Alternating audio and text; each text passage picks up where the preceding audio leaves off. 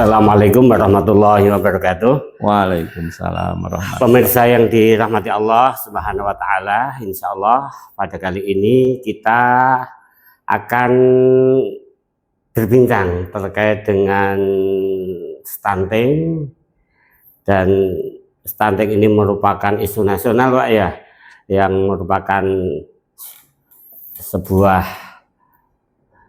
kendala di dalam perkembangan anak nantinya. Sumber daya manusia Indonesia. Sumber daya dari manusia merupakan hal yang paling penting kita perhatikan.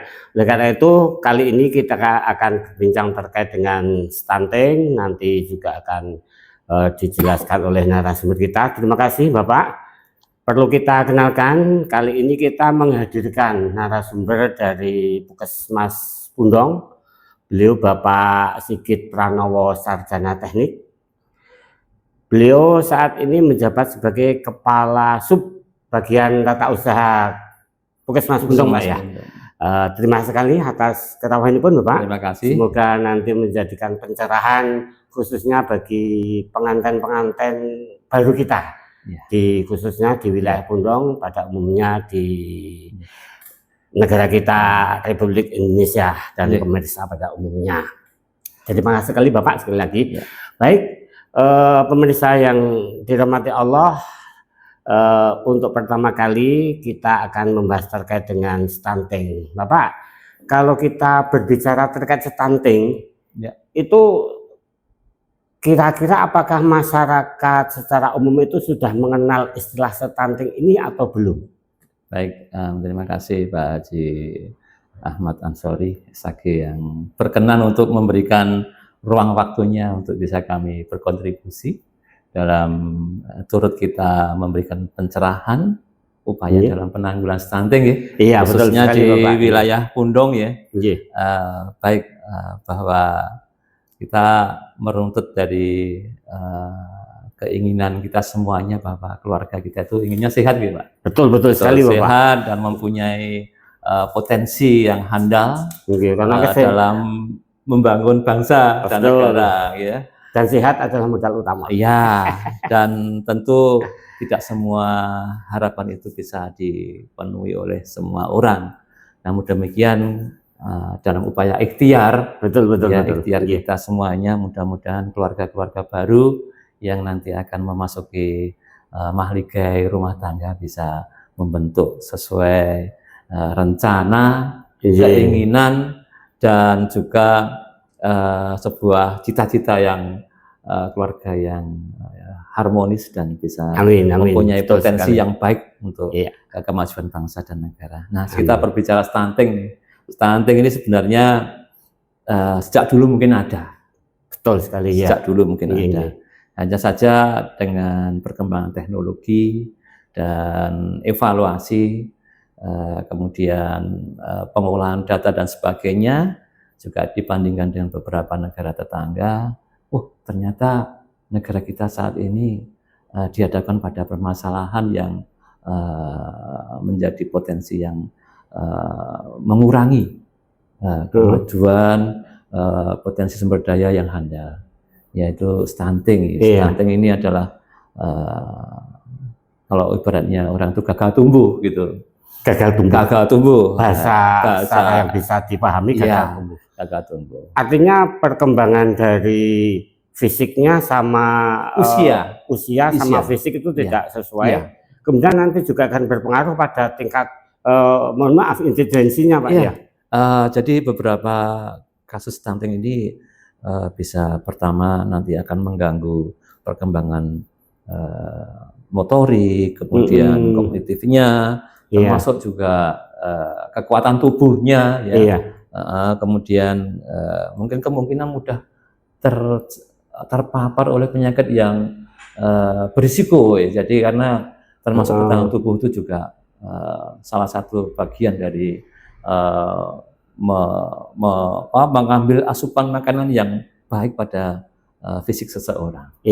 Jadi pada saat ini isu stunting bukan lagi isu di tempat kita. Memang sudah Bapak Presiden dengan nawacitanya termasuk Bapak Bupati itu juga peduli untuk menyiapkan kader-kader negara itu untuk mengatasi risiko stunting ya. Itu Nawacita dan Bapak Bupati juga program pokoknya, termasuk juga bagaimana nanti mengatasi masalah TBC, Pak.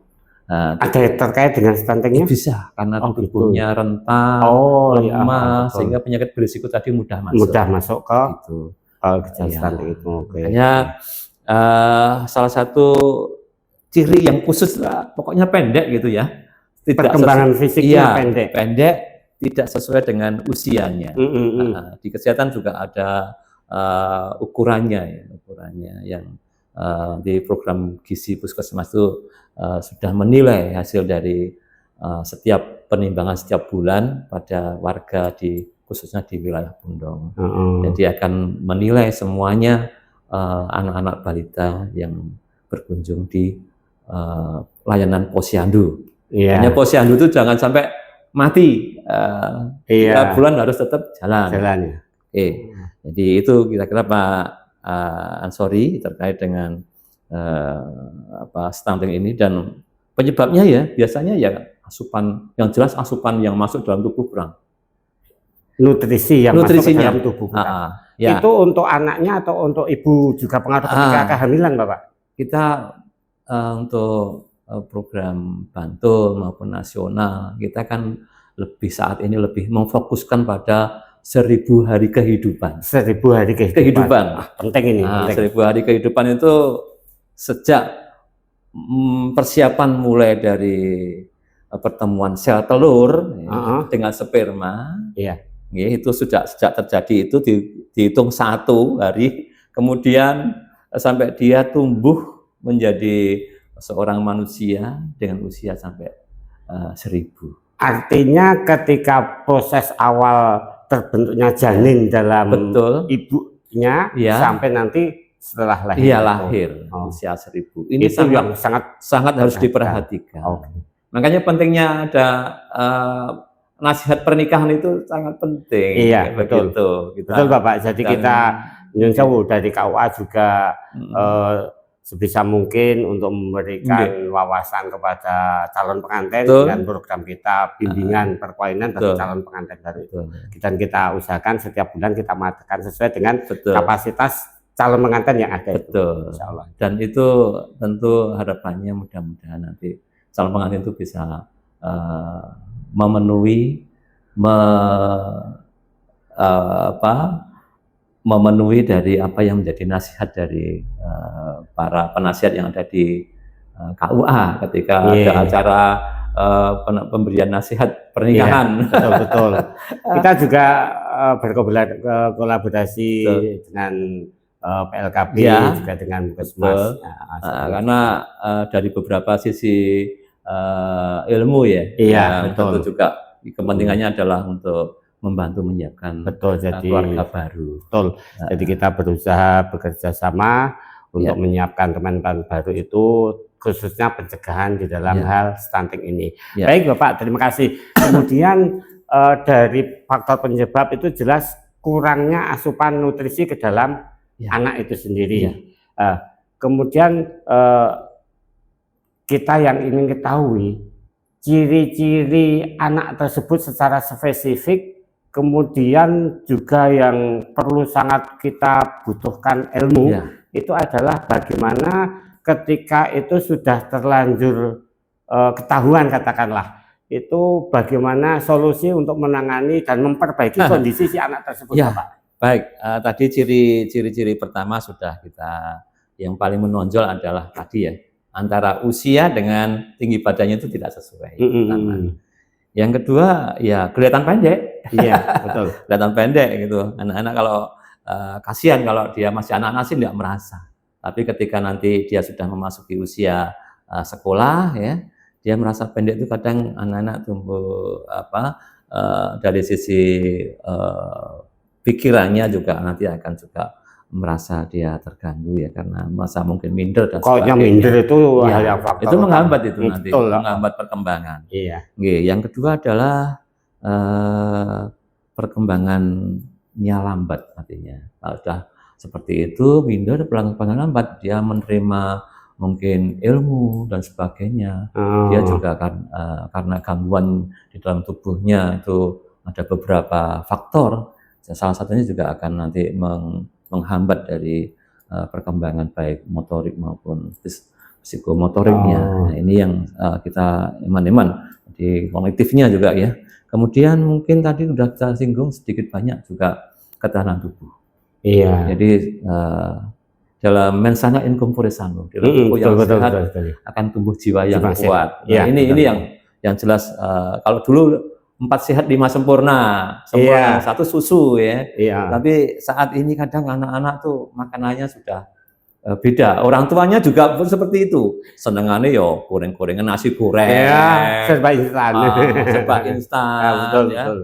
Kurang mungkin ya mungkin kita harus kembali lagi ke lingkungan kita, ke alam kita. Kemudian yang jelas tadi mempunyai risiko mudah terserang penyakit.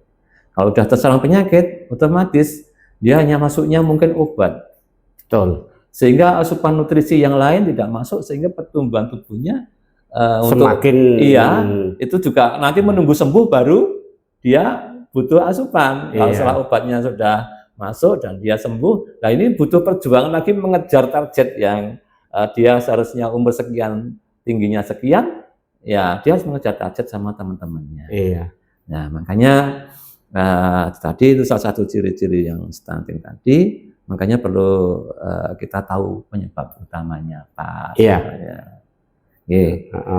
Di antaranya ya tadi ya, pertama penyiapan keluarga,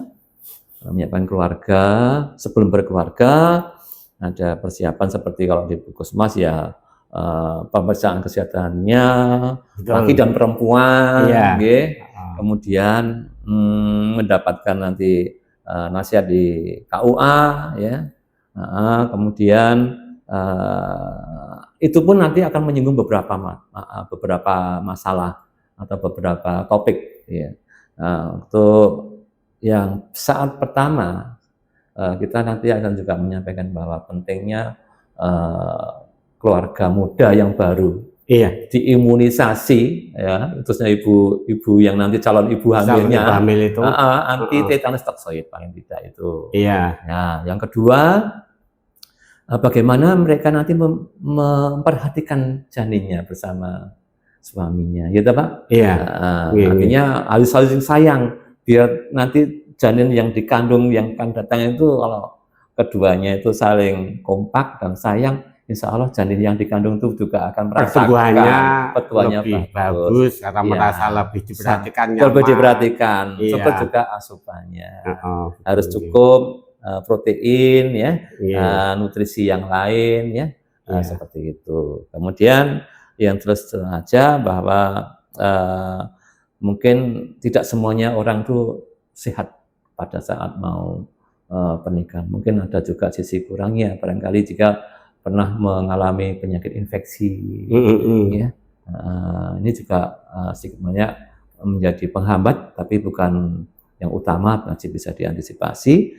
Yang jelas mungkin karena faktor yang lain adalah faktor mungkin alasan ekonomi, Pak. Kebanyakan gitu. Betul. Tapi ya nun sewu ya, di negara kita itu khususnya di Jawa yang notaben wilayah makmur dan pertanian cuma satu Pak penyakitnya, memengan.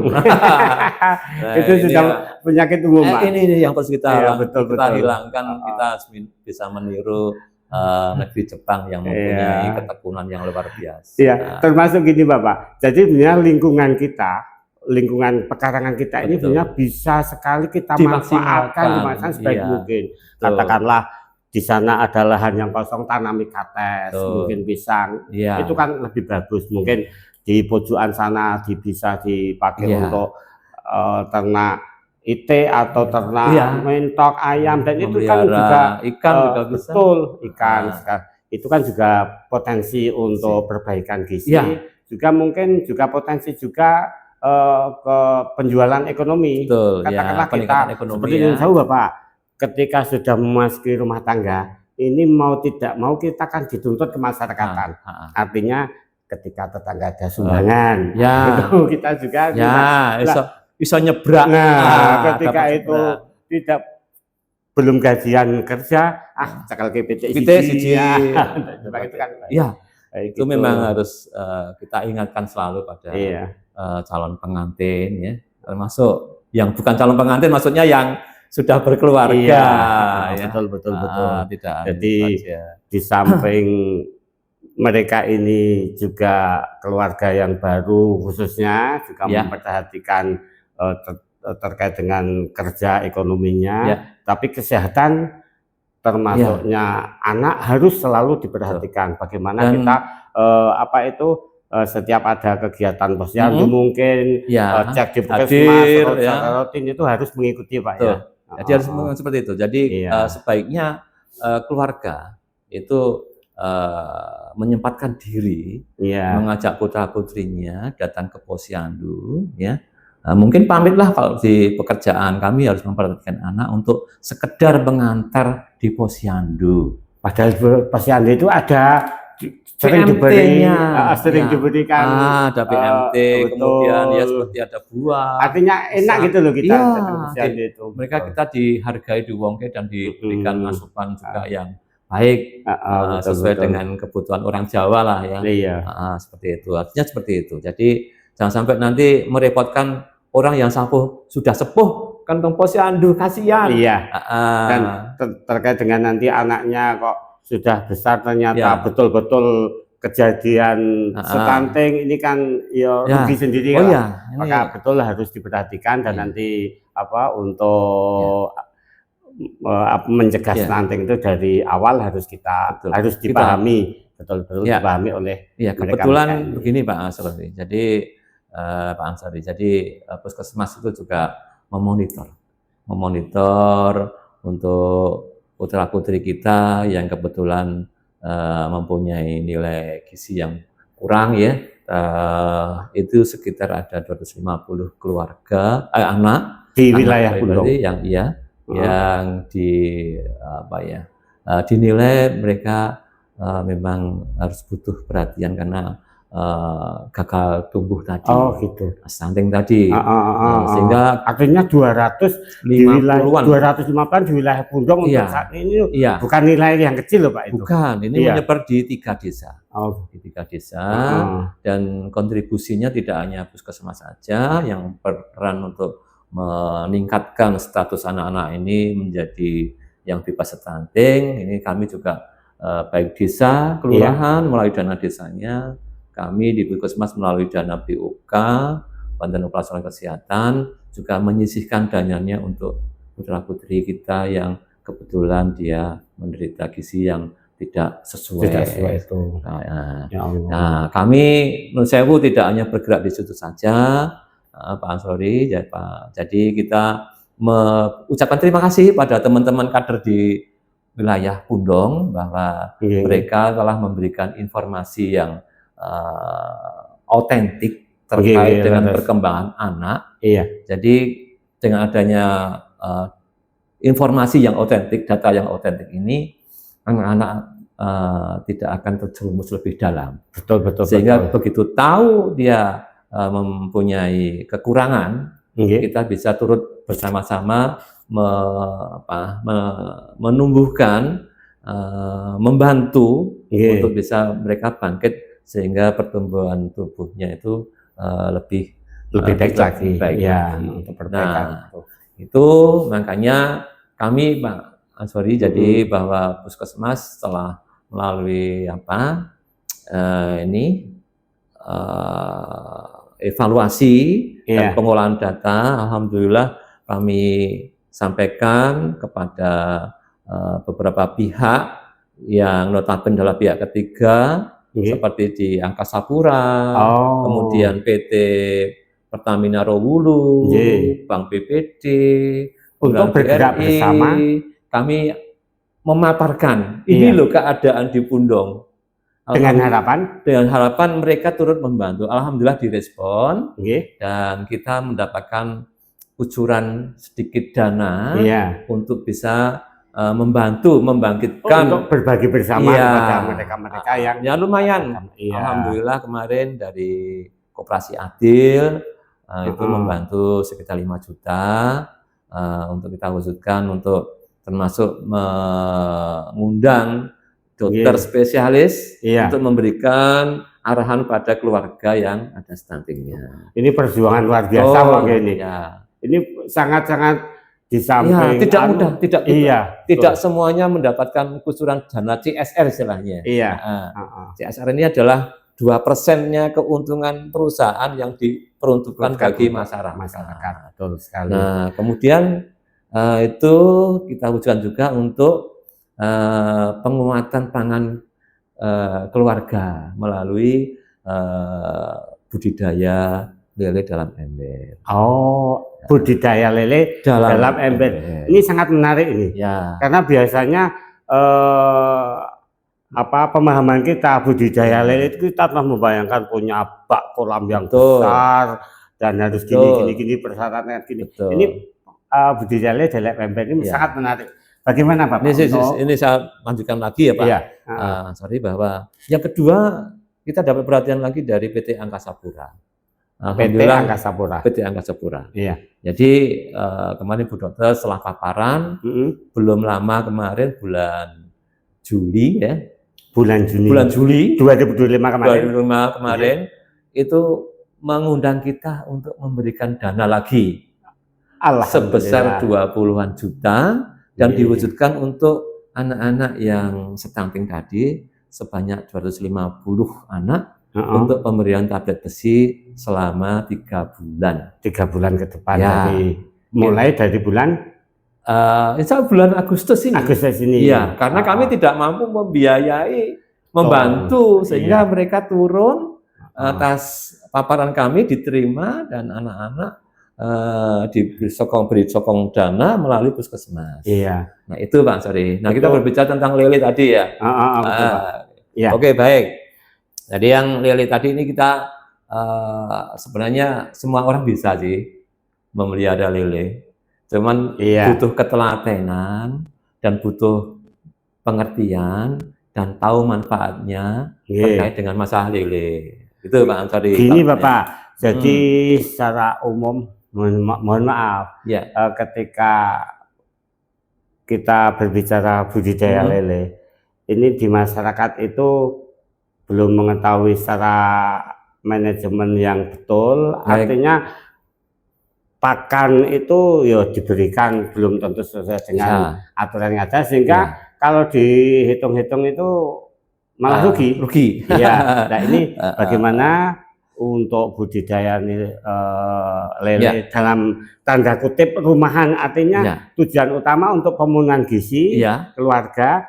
Nah nanti kalau itu sudah berhasil mungkin juga ada potensi ekonomi dikembangkan untuk ekonomi Betul. Baik, jadi walaupun kami bukan bidangnya bidang perikanan, tapi setiap orang kan bisa mempelajari baik melalui informasi, kemudian melihat, kemudian melalui teknologi informasi yang ada di Google dan sebagainya. Jadi bagi saya kita mengambil hikmahnya Pak Antri, bahwa pertama terkait dengan lele, puskesmas ini tertarik nih. Jadi ternyata lele itu binatang yang mempunyai kandungan nutrisi yang luar biasa. Nutrisi lele? Iya. Artinya di dalam lele itu terkandung pertama omega 3 dan omega 6. Itu juga ada di lele. Iya, pahaman saya tahu kan hanya di salmon itu. Iya, itu kalau omega 3 maupun 6 itu membantu kecerdasan anak. Iya. Yang kedua, lele itu mengandung mineral. Mineral yang ada yaitu berupa zat besi kemudian vitamin vitamin B12. Vitamin B12 kemudian ada lemaknya sedikit kemudian protein. Nah di situ nilai zat besinya ini yang kita ambil ini penting untuk asupan anak termasuk omega tadi. Ya sebenarnya di makanan yang lain ada sih, cuman lele ini kelihatannya juga enak dimakan Iya, Nah, apalagi anak-anak dibuat seneng. pecel lele, Ah, itu favorit kita. mangut lele, gitu. Iya. Itu kan lidah orang Jawa. Iya, betul. Dan kalau anak-anak itu kalau seneng mancing lele, Mm-mm. mancing ikan, dapat ikan lele mama, itu kemudian dia berjuang, akhirnya dapat ikan, dimasak, dia akan mungkin suka makan lele. Iya, Bisa betul, jadi betul. seperti itu. Uh-uh. Nah, ternyata di ikan lele itu kandungannya seperti tadi. Itulah kami berusaha untuk membuat sistem percontohan di puskesmas dengan budidaya ikan lele dalam ember. Kenapa? Iya. Pertama di ember itu mudah dipindah. Jauh Pak. Jadi maksudnya ember itu ember yang bagaimana itu? Oh ya, ukuran kami ember umbah atau ember. Baik, sebenarnya apapun tuh bisa. Cuman kami mengambil ember yang mempunyai kekuatan yang mungkin panjang. Jadi kami gunakan tahan lama gitu ya. Tahan lama. Kalau ember-ember biasa itu nanti kena panas, ini ditendang jadi ambrol, pecah. Iya, Nah, betul. kami menggunakan tong warna biru itu yang mempunyai ketebalan sekitar 4 mili yang bisa dibeli di wilayah Pundong ini. Tong-tong biru yang 200 liter. Seperti Dream itu. Betul. Gitu ya. Itu volumenya 200 liter, bisa dibagi 2, dan satu belahan itu bisa diisi lele sekitar antara 75 sampai 80 lebih. Nah, itu tong dibagi 2. betul. Berarti artinya beli 1 dapatkan 2 bak. Iya, 1 bak isinya 80 lah ekor. Yang satunya 80 ekor. Itu harga tongnya 250 modal awal. Iya. Kemudian harga lelenya itu ukuran 57 itu Rp200 per ekor. Nah, kalau kita memelihara ikan lele, kita hitung pakannya itu taruhlah untuk sampai dia panen itu butuh 10 ekor itu butuh 1 kilo kira-kira. 1 kilo pelet. 1 kilo pelet. Berarti kalau 80 ekor kita nanti kira-kira menghabiskan sekitar 8 kilo pelet. 8 kilo. 8 pelet. Dengan harga pelet berkisaran antara 13.000 sampai 15.000. Iya. Itu nanti, jadi kalau nanti dan masa panennya sampai sekitar 2,5 bulan sampai 3 bulan. Kalau dalam ember. Nah, itu ini yang menjadi, dan itu uniknya nanti sewaktu-waktu kita butuh, kalau sudah musim bisa dipanen, butuh lawuh itu tinggal nyawu aja. Betul sekali. Bahkan kalau anaknya menangis pengen lawuh, baru belum besar sekali masih bisa diambilkan. Setidaknya nanti menyisihkan biaya belanja ya Pak ya. Jadi biaya belanja itu untuk kita sisihkan sedikit, istilahnya nabung lah untuk beli pakan lele dan sebagainya. Nah, yang menjadi perhatian lagi bahwa ketika kita memelihara lele harus mempersiapkan mungkin beberapa hal. Kita persiapkan beberapa hal.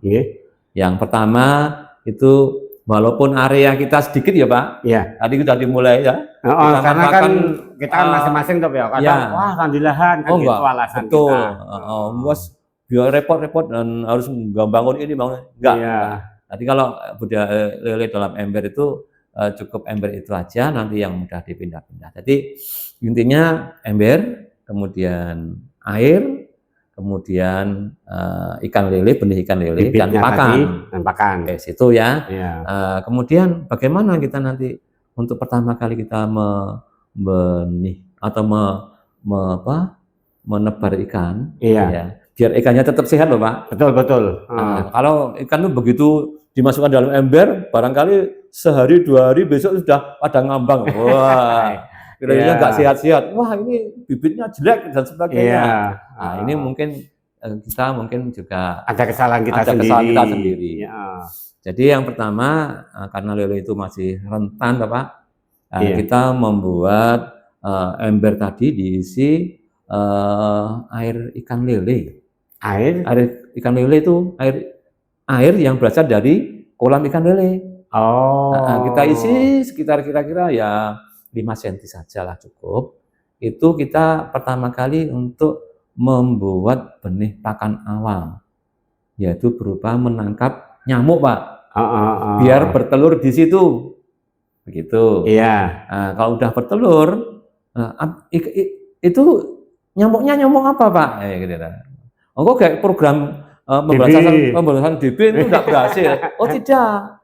Jadi nyamuk yang kita tangkap itu adalah nyamuk jenisnya culek, bukan nyamuk Aedes. Kalau Aedes itu suka di air jernih. Kalau yang nyamuk culek itu di tempat yang keruh, yang kotor-kotor itu. Oh, nah, gitu. Dia akan bertelur di situ. Karena air ikan lele itu banyak mengandung nutrisi buat jentik nyamuk. Otomatis dia senang di situ. Dan di situ akan mudah sekali menjadi biakan bibit nyamuk banyak atau uget-uget lah istilahnya. Jentik. Nah, di situ nanti kalau udah sekitar dikasih air ikan lele, kira-kira ditunggu sampai 1 minggu 7 hari lah kira-kira, atau seminggu atau 7 hari. Itu udah banyak uget-uget, baru dikasih air, penuhi dengan air bersih. Kira-kira ketinggiannya nanti sekitar 40 cm lah untuk kehidupan lele nanti kita siapkan. Dari dasar sampai 40 cm. Betul. Nah, nanti kita kasih air, baru si lele itu kita masukkan. Bibitnya tadi. Bibit. Iya. Nah, dia akan nanti 1 hari itu makan uget-uget sebagai nutrisi awal. Iya. Insya Allah lelenya akan sehat. Oh, gitu. Jadi kita juga bukan berarti malah menyebarkan penyakit DBD, bukan. Dan itu bisa kita membuat benihan jentik nyamuk banyak loh. Artinya kalau membuat jentik nyamuk banyak, nanti untuk pakan iwan gapi, iwak hias, itu bisa jadi ladang cuan. Itu bisa. Kalau membudidayakan uget-uget. Tapi artinya membahayakan juga nanti kalau telat mengasihkannya ke itu harus dikasih tangga. Nah, kemudian kalau sudah tangganya nanti ditutup pakai jaring. Jadi jangan sampai si nyamuk ini keluar, atau sebelum jadi nyamuk pokoknya sudah harus dikasihkan. Betul. Jadi itu juga jadi cuan untuk untuk makanan ikan hias. Ya, baik. Artinya ketika nanti setelah bibit lele itu dimasukkan dalam bak yang sudah isi dengan jentik-jentik tadi, itu hari pertama kan sudah makan jentik itu sudah cukup. Nah, itu seberapa lama? Apakah pemberian peletnya itu pada hari keberapa itu? Jadi hari pertama sehari itu lele tidak kita kasih pakan pelet kalau saya. Jadi nanti setelah itu kita siapkan dengan jumlah 80 ekor lele itu, kita siapkan beli yang mana pelet dengan ukuran M1000. M1000 itu yang pakannya kecil-kecil peletnya. Itu kira-kira butuh beli Rp5.000 itu, Rp5.000 nanti cukup untuk sampai usia sampai habis. Nah, setelah dia sampai habis nanti pakannya ganti lagi. M1000 ganti lagi menjadi ganti ukuran ini ya. Ganti ukuran. F3 namanya. F3. Agak gede dikit. Enggak, kalau yang kita kenal itu kan ada min 1, min 2. Ya min 3, yang min 3. Oh, min 3. Itu nanti dia sudah layak dia makan pelet yang agak besar. Nanti setelah dia benar-benar besar, itu sudah yang ukurannya gede. Jadi seperti itu. Mohon maaf Bapak. Iya. Kebutuhan 1 ekor lele itu setiap harinya kira-kira berapa? Ya, terima kasih. Jadi untuk ikan lele itu kalau kita dengan 80 ekor, itu taruhlah kita hitung-hitungannya kita menyiapkan pakan lele sebanyak 10 ekornya 1 kilo, berarti kalau 80 kira-kira kita nanti akan butuh kira-kira 8 kilo pelet. 10 ekor 1 kilo ya? 1 kilo, ya. Sampai dia panen. Sampai panen ini? Sampai panen. Kalau dia 80 berarti kira-kira 8 kilo. Ya. dengan asumsi 1 kilo itu harganya berkisar antara 13 sampai 15.000 rupiah. Ini kalau dikalkulasi secara bisnis masih menguntungkan nantinya ya. Mudah-mudahan ya. tergantung kita. Nah, pada masa kita sudah memelihara lele, itu harus diperhatikan yang lain. Gitu Pak Ansori. Iya. Karena ini dalam ember, airnya tidak bergerak, otomatis mudah keruh. Betul, kalau betul keruh, sekali. karena kotoran lele itu sendiri bisa menjadi penyakit bagi lele. Makanya kita harus mengurangi air yang ada. Kira-kira nanti air kalau udah keruh, airnya dikurangi untuk siram-siram tanaman ya, atau untuk membuat benih uget-uget tadi ya. Betul. Kemudian baru kita kasih air yang baru, yang pengurangan itu seberapa banyak? Berapa persen lah? Diperkirakan nanti yang dikurangi itu 2/3-nya lah. 2/3 dibuang. Nanti diisi lagi yang air yang bersih. Baru. Artinya tidak dihabiskan semua. Itu tidak. Nah itu untuk menambah oksigen tujuannya. Iya. Nah, karena kandungan oksigennya sudah berkurang, sehingga lelenya tidak sehat. Itu tidak perlu aerator Pak ya? Tidak perlu. Kira-kira ya udah ini ya paling 5 hari atau seminggu tuh harus diganti ditambah. Iya. Dibuang ditambah. Iya. Nah, kemudian kalau kita non sewu ya, mungkin nggak mengandalkan pelet semua ya, kita pengennya agak benrodo mengurangi biaya ya. Iya. Nah, bisa itu nanti setelah dia sudah ganti makanan ya, tadi yang dari F1000 ya, F1000 pindah ke M3, Men3 itu bisa kita kasih daun pepaya. Daun pepaya. Udah dimasukkan saja. Nanti kayaknya nggak pahit itu. Enggak. Padahal daun pepaya itu juga mengandung zat besi, vitamin A, B, C, dan kandungan yang lain. Maka betul. Di pekarangan kita tanam pohon pepaya dan yang lainnya nanti bisa untuk pemanfaatan itu juga. Gitu. Nah, ini endingnya nanti ngajak mungkin kalau yang punya anak-anak putra putri yang masih kecil bisa diajak, ayo makan nih. Ayo nanti kalau udah gede kita mancing, yuk tempat kita sendiri. Biasanya anak-anak sangat senang sekali. Hiburan. Siapa tahu nanti ayo dimasak, anak-anak mau makan di rumah pakai ikannya lele sendiri. Hasil mancing kita sendiri, panen sendiri. Anak-anak kan lebih artinya mungkin nggak mau, akhirnya jadi mau karena hasil panen sendiri. Betul. Mungkin seperti itulah kita memancing kepedulian anak-anak juga keluarga untuk memanfaatkan pekarangan yang sebenarnya ini manfaat ganda Pak.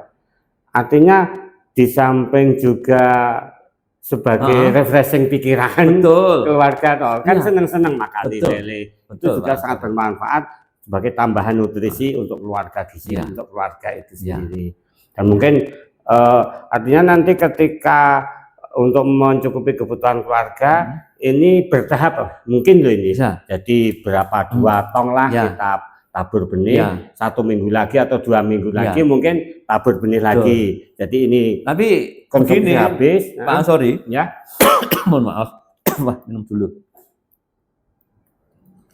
Ya. Jadi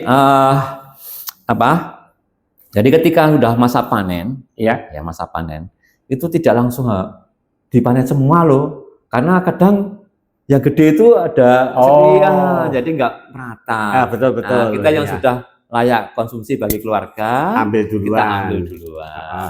Pas ganti airnya tadi sangat kelihatan ya. Nanti kita sortir yang gede yuk. Atau mancing tadi. Betul. Nah setelah itu nanti itu akan step by step akan kita panen harian. Nah, setelah masa 2,5 bulan ke sana itu akan panen mungkin bertahap. Karena enggak langsung 80 ekor langsung kita masak semua. Enggak. Jadi mungkin seperti itu. Mungkin 2 hari 3 hari sekali, 1 minggu 3 kali sudah bagus Pak ya konsumsi lele. Iya, seperti untuk penambahan gizinya. Nanti malah juga kalau yang makan enggak ada, paling sedekah sama tetangga. Betul. Ya itu seperti itu. Nanti kalau bagi yang dewasa ya, Iya. dewasa kan yang jangan kan mojok beli pecel lele, Betul. wah mangut, ya siapa tahu terinspirasi, wah lelenya nanti kalau kita kembangkan gimana ya, Iya, wah itu betul, bagus, betul. karena dengan menggunakan tong atau ember itu mudah dipindahkan dan butuh tempat yang tidak luas. Iya, betul. Tapi harus kita pikirkan bagaimana nanti pembuangan air limbah kotoran itu. Ya. Bagus untuk tanaman juga. Bagus juga untuk tanaman, untuk apalagi siram itu bagus ya. Betul. Kalau untuk tetangga saya itu dari kolam lele itu untuk mengairi padi sawah ya, itu mengurangi penggunaan urea. Jadi ureanya kalau kita kasih urea malah jelek, justru menggunakan air itu malah bagus. Tapi kalau dikasih pupuk urea malah nggak bagus. Oh, gitu. Artinya bahwa air ikan lele itu juga berfungsi sebagai pengganti urea. Artinya ketika kita buang air kotor lele tadi, kita siramkan ke mungkin pohon pepayanya, atau mungkin pohon jeruk, pohon kelengkeng, pisang, avokado yang ada di pekarangan kita itu sangat bagus juga. Seperti itu. Tidak terbuang secara percuma-cuma, itu ada manfaatnya lagi gitu. Jadi itu seperti itu. Jadi kalau kita ngocori tanaman pakai air yang baru, air yang baru itu lebih baik untuk menggantikan yang ikan tadi. Air ikan lele itu tadi. Yang kotor tadi untuk siram. Begitu. Padahal kalau tong yang ukuran segitu kita letakkan di tritisan rumah kita saja sudah sangat bagus. Itu harus. Jangan lupa itu Pak harus dipakai tutup, karena pada saat musim hujan itu lele itu dia akan bisa mencolat. Mencelat loncat itu lewat dindingnya. Makanya di dinding-dinding itu harus dikasih penghalang sehingga lele itu tidak mencelat keluar. Walaupun mencelat tetap masuk dalam kolamnya. Masih dalam. Itu kadang yang tidak diperhatikan. Masih dalam embernya itu. Atau mungkin bisa dimasukin kucing. Wah, nah itu. Kayaknya kucing cuma lihat gitu. Mana yang baik gitu, yang gemuk mana ya. Gitu ya. Jadi itu suka dukanya untuk kita. Tapi bagi saya sampai dengan saat ini sudah sekitar 3 tahun itu juga memelihara ikan lele di ember. Jadi saya juga untuk memenuhi kebutuhan di rumah. Kebutuhan pribadi pada saat keluarga. Ada tamu. Ini bisa bertamu. Kadang juga pas ronda itu tak panen lele. Betul. Itu ya, jadi seperti itu. Selain saya juga memelihara ayam, juga bebek di rumah juga ada Pak. Bebek.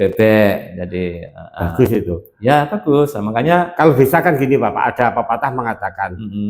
Orang-orang sepuh rumiyin mengatakan sesuk nek nikah iku kudu duwe penghasilan sing sifatnya harian, nomor loro mingguan, nomor telu sing sifatnya sasinan, nomor sing sifatnya insidental. Harian ini mau bebek. Kan tiap hari mengambil telur kan. Betul. Nah, mungkin mingguan kita bisa kerja kerjakan yang penting halal Pak ya. Mungkin kita kerja di bangunan atau di manapun itu bisa mendapatkan gaji mingguan. Nah, yang bulanan mungkin masuk ke kategori usaha lele mungkin tadi itu bisa. Gitu Pak. Iya, bisa. Lele itu. Nah, sekarang yang namanya teknologi pangan itu luar biasa membantu. Betul. Artinya dari nilai yang kecil jadi nilainya gede. Buat contoh aja, kalau beli ikan lele tadi 1 ekor umpama, 10 ekor itu kalau beli 1 kilo itu isi 8 itu harganya sekitar 22 sampai 25 ya. Iya, betul. Berarti rata-rata 1 ikan itu harganya berkisar sekitar Rp3.000. Nah, kalau dimasak jadi mangut lele barangkali bisa jadi 12.000, 10.000. Udah ribet kan Pak ya? Iya, betul. Kita makan di warung pecel lele 1 porsi ikan pecel lele itu bisa sampai 15.000, 16.000. Dengan lele yang lumayan standar gitu. Mungkin 1 kilo 8. Sebenarnya potensinya luar biasa lah.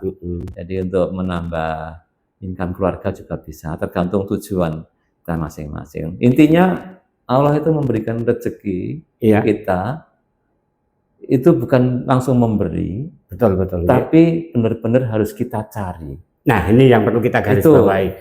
Jadi sebenarnya kita sudah dijamin betul semuanya oleh Allah, ya, tapi tidak cukup untuk berdiam diri kemudian ya, apa-apa datang kepada kita, tapi kita yang harus bergerak menyongsong, menyongsong apa yang akan diberikan kepada kita. Begitu Pak Ansori, kira-kira.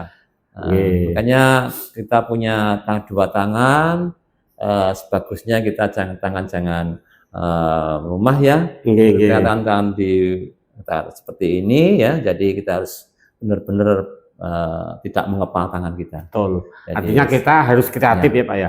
Mungkin yaitu memanfaatkan sekarang yang ada, tanami pisang, tanami kates, mungkin buah-buahan alpukat, mungkin yang pojok sana untuk kalau masih punya pengarang yang agak luas, mungkin sana ada tempatnya untuk apa itu bebek ada, nggak harus banyak kan, harus banyak. 10 bebek saja setiap hari. Itu sudah sangat banyak bagi saya. Betul. Kalau saya bebek di rumah 2, 3 itu 1 jantan 2 betina itu sudah tiap hari 2 telur. Sudah 2 telur bebek mencukupi kebutuhan keluarga juga, menyenangkan mengurangi pengeluaran juga. Iya betul. Belum ayamnya, gitu. Itu nutrisinya sangat mencukupi untuk kita sebenarnya. Kecuali itu rumah saya itu sebagai contoh, saya mempunyai tinggal di perumahan dengan lahan yang 100 meter Pak, 100 meter persegi, dengan kira-kira untuk lahan yang masih bisa saya manfaatkan itu sekitar 2 kali 3, 6 meter ya. 6 meter yang meter masih lahan kosong bukan bangunan. Itu saya gunakan untuk memelihara ikan lele, kemudian jambu dalam pot, sawo dalam pot, kemudian itu sirikoyo dalam pot. Itu lahan sesempit itu saja masih bisa berbagai macam. Terus kemudian sayurannya ada terong, ada pare, ada cabai, kemudian apa lagi? Brambang. Ya Allah. Tinggal kalau masak tinggal modal uyah. Tapi bagi saya sebenarnya saya akan memberikan contoh bagi keluarga saya. Hal ini tidak pernah saya expose. Artinya kalau mungkin kita belajar bersama-sama, monggo para pemirsa. Jadi insya Allah kita akan saling sharing ya. Tidak semuanya ilmu itu akan selalu berkembang. Betul. Artinya bukan dari saya pribadi, mungkin pihak lain dan sebagainya. Sehingga kita mendapatkan yang namanya hasil yang maksimal. Dan khususnya pada hari ini kita bisa turut membantu dalam mengatasi masalah stunting di keluarga dengan perbaikan gizi ekonomi keluarga, khususnya dengan tadi menabur bibit lele. Tidak harus banyak, cukup dengan ember yang sangat sederhana, simpel dan menyenangkan juga. Insya Allah seperti itu. Alhamdulillah. Itu Pak Ansori yang bisa kita sampaikan. Baik Bapak, terima kasih sekali atas kehadirannya dan telah memberikan banyak ilmu kepada kita pemirsa pada umumnya. Semoga sangat bermanfaat sekali. Sebagai penutupnya Bapak mungkin ada saran untuk khususnya manten-manten baru di wilayah Kabupaten Bundong. Baik, untuk bagi keluarga yang akan memasuki keluarga muda khususnya ya, pertama jangan pantang menyerah dengan kondisi dunia kata saat ini dengan penuh masalah, dan tentu juga semakin jumlah penduduk semakin banyak. Dulu Roma Irama 125, sekarang 300-an juta. Berarti kita harus mampu mempertahankan diri dan berjuang. Tentu juga jangan melupakan ibadah untuk bisa kita menyongsong masa depan. Bekerja sebaik-baiknya, ibadah dengan sebaik-baiknya juga untuk menyongsong masa depan. Kreatif di dalam berusaha. Betul, gitu Pak. Terima kasih sekali Bapak atas penutupannya, sarannya. Semoga nanti bisa sangat-sangat bermanfaat bagi masyarakat pada umumnya, khususnya bagi teman-teman baru di wilayah Kabupaten Bundong ini. Matur nuwun sanget awit kerawanipun mohon maaf Nggih, atas sami-sami. kekurangan dan kesalahan kami, dan terima kasih sekali, semoga senantiasa diberikan kesehatan, panjang umur, manfaat selalu untuk Ya. masyarakat Amin, kita. amin. Amin ya rabbal alamin. Amin. Kita akhiri pemirsa. Wal afu minkum. Assalamualaikum warahmatullahi wabarakatuh. Waalaikumsalam. Matur suwun Bapak. Wabarakatuh. Alhamdulillah.